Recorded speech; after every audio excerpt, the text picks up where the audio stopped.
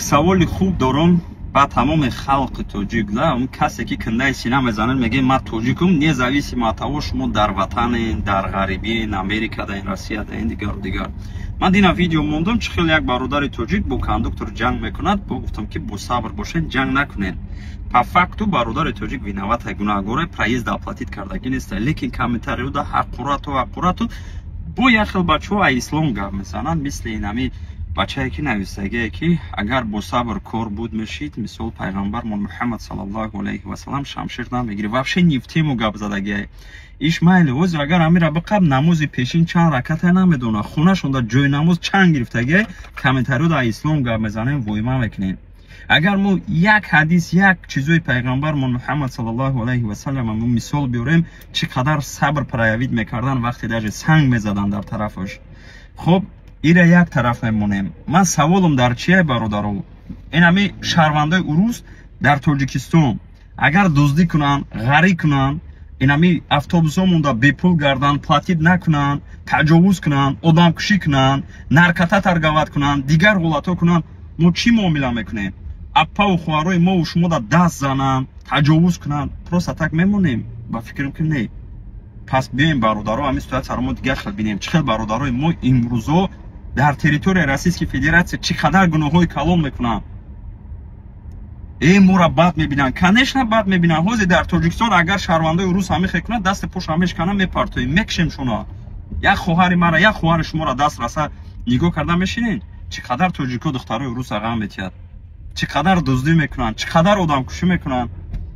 این ما پشتی طرف نگرفته سم نوعی چیز حقیقت تلخه میگن که این همی عبوله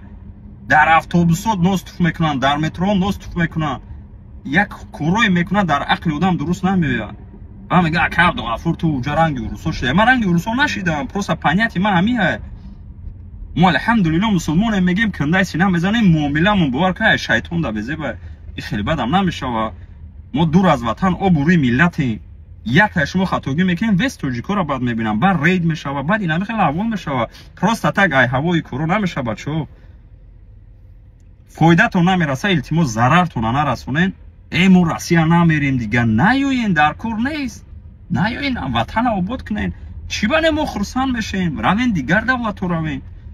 نو ایجا فکری دیگر رو هم کردن در کوره که ایجا صدها میلیون تاجیکا برادرای ما پدر و مادرای ما زندگی میکنن فرزنداشون میخونن بیزنس دارن مشق میکنن سپورتسمنن آبروی ملت میبردارن اینا رو فکر کردن در کوره بچو پروسا بخشش زیاد کامنتار هم میکنن من یک چیزا برسونم که هر یک سخنی که ما و شما میگیم اینا ما گپ زده سن فردا روز قیامت من جواب میدم برای کامنتاراتون شما هم فردا روز قیامت جواب میدین چون که در کامنتار هم مینویسن دیگرون میخونن آدمو نفهمیدگی میگن زشت همین خیلی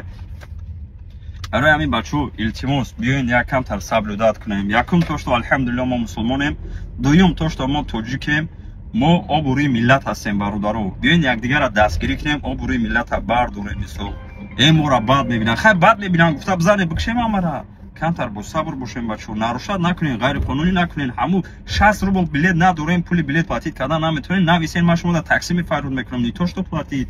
راست ای السلام علیکم